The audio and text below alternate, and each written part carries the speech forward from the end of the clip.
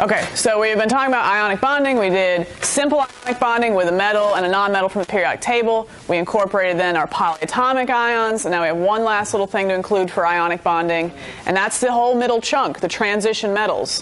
Why do we keep skipping them?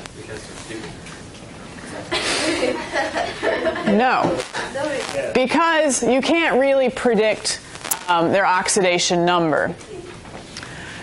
And you can kind of see that with the electron configuration we had studied. You know, we've got the S, P, D, F idea and the little orbitals and those shapes of where electrons can be. Well, it turns out, especially in the middle section there, the d orbitals, the transition metals, sometimes they like morph into the other orbitals.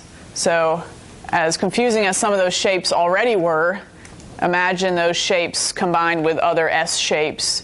And those are called hybrid orbitals. So we don't necessarily know when it will happen or not. So as you can see from this periodic table, sometimes we have a variety of oxidation numbers that the transition metals can have.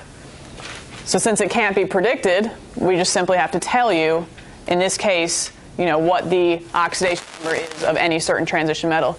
As you notice over here, like column 1, of course, all of these are +1. Column 2, all these are +2. But then we get into transition metals, and you have like options of all these possible oxidation numbers. So how do you know which one to go with? Well, you really just have to be told. Write this down. We of course know that they are metals. They are the transition metals, so they will be positive.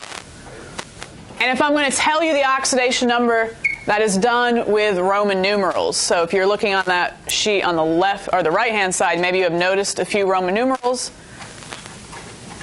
like so. So it looks like a regular old name for an ionic bond, copper and chlorine, copper chloride. But then you've got this random Roman numeral there. Well, that actually just kind of makes it easier. That simply is the oxidation number. So it would be 2+, yeah, and it's always going to be plus because they're going to be metals. So if I ask you for the formula here, well, regular old crisscross, copper Cu, and it's just telling me the oxidation number. Nice, 2+. Now chloride is going to mean what? Just Cl, just chlorine, good. So you got to look that one up. What's chlorine's oxidation number? That would be -1. There you go. So do your crisscross formula is? Sorry, that's a U. That's my bad U there. Cu, Cl2. Done. Chromium 3 nitrate. All right, well, chromium is what? Cr.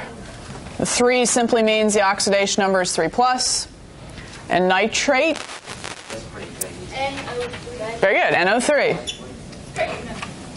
Do you remember the charge with nitrate? -1. All right, good. Hopefully that will help you a little with your quiz. Crisscross, we will need our parentheses again. And parentheses with a 3. Piece of cake? Piece of cake. Wait.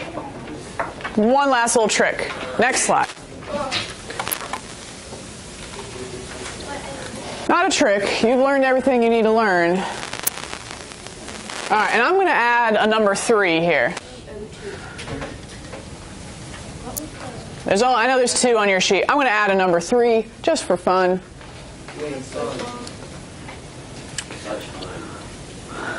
I don't know. That would be iron. I'm just going to go with that one. Okay, so now I'm giving you a formula asking you for the name. Just remember how we say iron. Iron 3. Good. I've got to figure out iron's charge to tell somebody else what it must have been in this formula. Well, it must have been a 3. So you kind of reverse the crisscross. Does that make sense how we got the 3? Yeah. Great. So put Roman numeral 3. It is wrong if you forget the Roman numeral, though. For any transition metal, you should have a Roman numeral in your name. And then what do we finish with? O2 negative. Oxide. 2 negative. I just want the name. I've already got the formula. I just want the name. What about the 2 on the iron drum? Well, why is that 2 there? That's 2 negative. Because oxygen was 2 negative. But is oxygen ever different than that? For us, no. So no, oxygen is going to be 2 negative. You don't need to tell somebody that. Maybe it would be nice if you did, but. Or, no. All right, so this one here. Say G. We actually didn't memorize that one, but you were right the first time. Silver, and it is in the middle, so it's transition metal, so you know you're going to need Roman numeral, so it's silver. But what must have been the oxidation number? Great, it must have been 2, hence that's why there's a 2 there. A 2-way.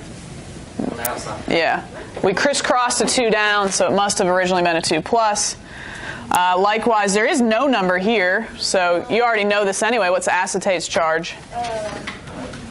1 negative, which on your quizzes and tests and stuff is a way you can like maybe figure out the charge if you forgot the charge. But anyway, so we got silver, 2, Acetate. and that whole formula is acetate. From reversing the crisscross, that's why there's a 2 here. It's because it must have originally been the charge. All right, now number 3. Iron what sulfate? Iron sulfate. No. Iron 1 sulfate. That's what you're all going to want to say, but it's not 1. 4. What? Yes. 32. Definitely not. Wait, iron. All right, we know it's iron something sulfate. No, just not 4. Okay, so here are the wrong choices. Don't say 1 and don't say 4. Those are the common wrong guesses. Of course, you're thinking 4 is reverse the crisscross, but no, why is this 4 here? Because that is sulfate. That is part of sulfate's formula. Okay? Now, shh. If you're thinking reverse the crisscross, well, there's no numbers, so then the next natural guess as well is just a 1. There's no numbers, must have been 1. But what is sulfate's charge? Negative. Something. It is negative 2. And the only reason I would not have written a 2 here is if iron is also what? Negative 2. Positive 2. Positive 2. Do you remember that rule for the crisscross? If they're the same number, we reduced. So you got to be a little clever when there's no subscripts written. Don't automatically assume it's 1. Maybe it is, but check your oxidation numbers. If there's no numbers written, they must have matched. Because that was our crisscross rule. If they are the same oxidation number, then reduce. Don't write any numbers. Don't write any subscripts. So it must have been a charge of 2 plus. So we're just going to put a 2 there. Ta-da.